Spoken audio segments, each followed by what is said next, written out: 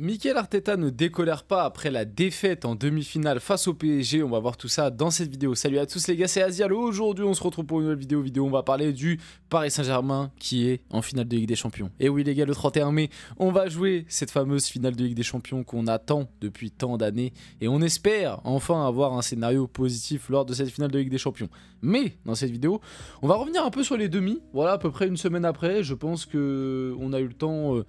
d'être un peu plus à froid. Mikel Arteta n'a toujours pas décoléré de son côté, on se rappelle, j'en avais fait des vidéos. Monsieur était quand même très en colère après l'élimination, enfin en colère je sais pas, plutôt frustré. Moi j'avais l'impression un peu aigri, un peu frustré. Et finalement il était pas satisfait, enfin il avait pas envie d'avouer entre guillemets sa défaite, que moi personnellement avec encore plus du recul je trouve de manière assez logique. Lui... on va dire, n'a pas voulu se raviser. Et il continue d'être dans son RP, c'est un scandale. C'est-à-dire que pour Mikel Arteta, le PSG ne méritait pas de se qualifier face à Arsenal. Pour Mikel Arteta, Arsenal était la meilleure équipe cette année en Ligue des Champions. Pour Mikel Arteta, c'est Arsenal qui devait aller en finale, etc., etc. On a vu toutes les déclarations, j'en ai parlé dans les précédentes vidéos. N'hésitez pas à aller les voir si ça vous intéresse. Du coup, dans cette vidéo, on va revenir sur la déclaration notamment de Lizarazu, qui a du coup un peu répondu à ce qu'avait dit Mikel Arteta, ce qui va nous permettre un peu de reparler du match, de reparler de ce PSG Arsenal, de reparler aussi des déclats de Mikel Arteta et de faire une bonne synthèse, de redonner mon avis globalement sur la rencontre, sur ce qu'a dit Mikel Arteta. Je pense que c'est plutôt pas mal, et de reparler du PSG et avec le sourire, puisque les gars, je le dis, je le répète, et je pense que ça fait plaisir à tous les Parisiens qui sont devant cette vidéo, mais on est en finale de Ligue des Champions. Ne boudons pas notre plaisir quand même. Donc avant que la vidéo commence, n'hésitez pas à liker, commenter, partager, vous abonner, ça fait toujours plaisir, ça aide pour le développement de la chaîne, et nous, on va y aller directement pour parler un peu de tout ça. Donc, Lizarazu sur les propos d'Arteta qui disait qu'Arsenal méritait d'éliminer le PSG en Ligue des Champions. Il a pas dit que ça. Comme je l'ai dit un peu dans l'intro, il a vraiment pas dit que ça. Il a pas été de main morte. Il a dit que le PSG, méritait pas d'éliminer Arsenal. Il a dit que le PSG, il les avait pas trouvés si forts que ça. Entre les deux matchs, il a dit qu'il était serein et qu'il était quasi sûr qu'il allait renverser le PSG et se qualifier. Il a aussi dit, après l'élimination, que Arsenal cette saison était l'équipe qui méritait le plus de gagner avec des champions, que c'était l'équipe la plus forte, en gros, il n'y avait pas... que s'ils avaient réussi à... que si le PSG avait réussi à les éliminer, c'était uniquement grâce aux gardiens. Alors bon, je vais pas faire le mytho là-dessus. Donnarumma a eu un rôle très impactant sur la double confrontation. Maintenant, dire que, en gros, c'est uniquement grâce à Donnarumma que le PSG a éliminé Arsenal, bon, m'en doucement quand même. Parce que bon, ok, sur le match retour, Arsenal a eu un temps fort de 15-20 minutes où ils auraient pu marquer un but. Maintenant, de là à dire, il dit ça comme si Donnarumma s'était fait canarder, tu sais, comme si le PSG Bayern de 2021. Là, si Hansi Flick en 2021, est-ce que vous vous rappelez de PSG Bayern et de Keylor Navas, les prestations absolument astronomiques qu'il avait fait? Si le PSG Bayern de 2021, Hansi Flick il vient à la fin du match et qui dit bon bah le PSG s'est qualifié grâce à Navas, bon bah là il n'y a pas de problème, parce que pour le coup c'était réellement le cas, même si comme d'habitude il n'y a pas que ça, parce qu'en vrai Mbappé avait mis doublé, Neymar avait fait deux prestations XXL, donc il n'y avait pas que Keylor Navas, mais Keylor Navas avait été un facteur hyper important.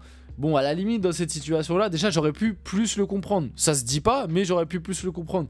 Mais alors là, dire que c'est uniquement grâce à Donnarumma que le PSG se qualifie, au bout d'un moment, il faut arrêter de faire le frustré, quoi. Parce que bon, voilà. Je vais pas...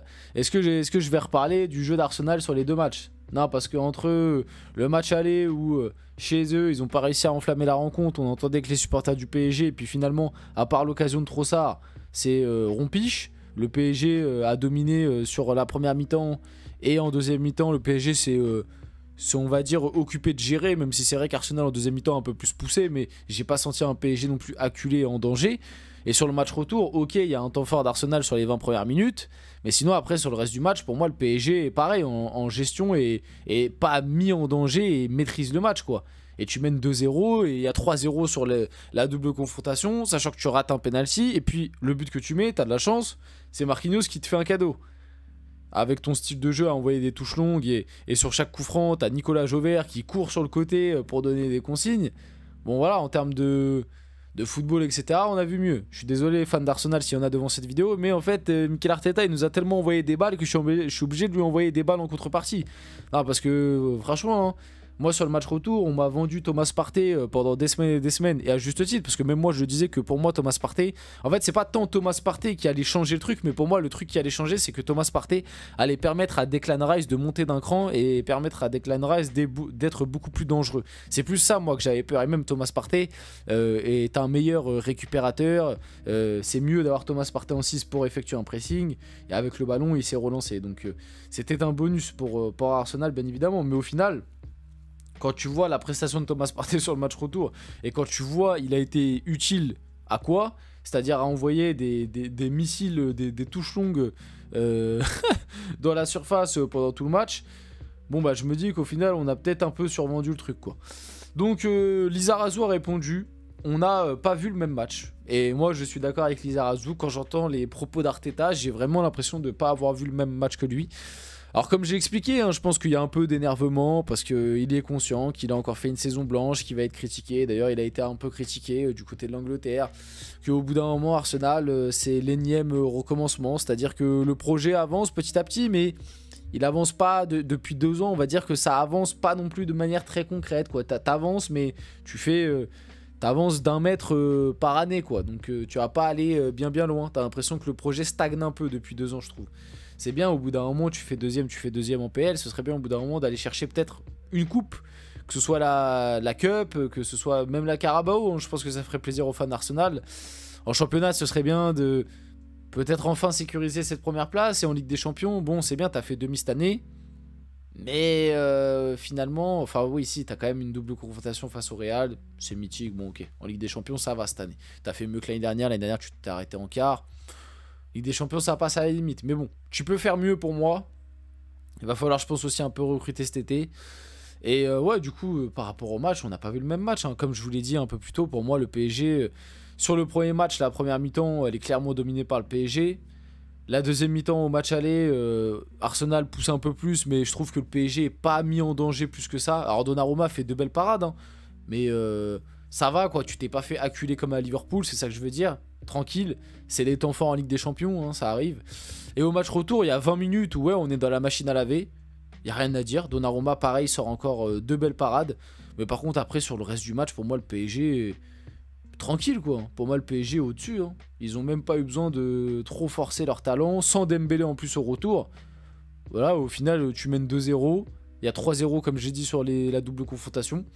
Bref, par rapport à ça, RAS. Il faut que les joueurs arrivent frais pour la finale. Luis Enrique justifie son choix de ménager 7 joueurs contre Montpellier, du coup le match qui vient de passer. On en a parlé, il a mis au repos du coup 7 joueurs titulaires. Dont je me rappelle plus exactement des noms, mais il y a Pacho, il y a Hakimi, il y a Mendes, il y a Vitinha, il y a Fabian Ruiz je crois, et il y a Kvara il me semble. Après le reste non. Dembélé de base était dans la liste, mais Dembélé a décidé de ne pas y aller, il s'est entraîné avec le groupe cette semaine. Et puis il a donné même 3 jours complets là à tout le monde. C'est-à-dire que dimanche, lundi, mardi, donc aujourd'hui, c'était le dernier jour, les joueurs du PSG étaient au repos, tout le groupe. Donc je pense que ça va faire du bien un peu à tout le monde, même si attention à pas avoir trop de relâchement.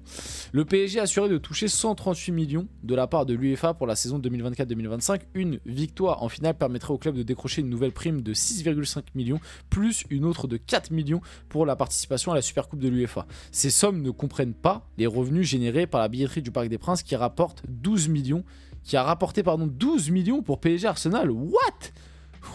Ouais, j'avais pas lu la deuxième partie. Moi en fait, quand j'avais vu le truc, je pensais que c'était 12 millions par rapport à l'ensemble de la campagne en Ligue des Champions. Le parc a rapporté 12 millions pour PSG Arsenal. Mais l'année prochaine les gars, on fait péter les on fait péter les billets. Waouh. Ah ouais, donc là en gros on va toucher, imaginons on gagne la LDC, on va toucher à peu près 150 millions juste de part de l'UEFA plus toutes les billetteries. Mais l'année prochaine, les gars, on va... l'année prochaine, les gars, on va racheter une équipe entière, c'est pas possible. Ah ouais, je pense que Luis Enrique va être content pour le prochain mercato. Il va avoir un peu l'embarras du choix sur le marché, parce que je pense que il va y avoir une enveloppe pour le budget transfert très intéressante l'année prochaine. Une victoire du PSG en LDC poserait un énorme casse-tête aux autorités. Nasser veut une énorme parade, ce qui est logique. Je pense que nous tous aussi on veut une énorme parade. Les pouvoirs publics vont se pencher sur le dispositif du 31 mai dans les prochains jours en cas de sacre. Nasser El-Khelaifi aimerait une grande parade dans Paris. Malgré les graves incidents du titre de champion en 2013, la préfecture refuse systématiquement et préfère que cela se fasse au parc. Un lieu fermé, plus facile à sécuriser. Problème, la tenue de Roland Garros pas loin limite les possibilités d'une grande fête au parc. Ça s'annonce complicado. Ça va être un gros dossier. Si jamais il y a victoire en Ligue des Champions, est-ce qu'ils vont accepter une parade en ville, même par rapport à la fête sur les Champs-Élysées, parce que je pense qu'il y aura forcément une fête sur les Champs le soir même. Ça va être très compliqué à gérer. On a vu déjà les débordements lors de la demi-finale, donc ça, on va suivre ça de près, mais c'est pas réglé quoi. On finit la vidéo là-dessus. J'espère que cette vidéo vous a plu. Si c'est le cas, n'hésitez pas à liker, commenter, partager, vous abonner les gars. C'était Azial. On se retrouve très rapidement pour une prochaine vidéo.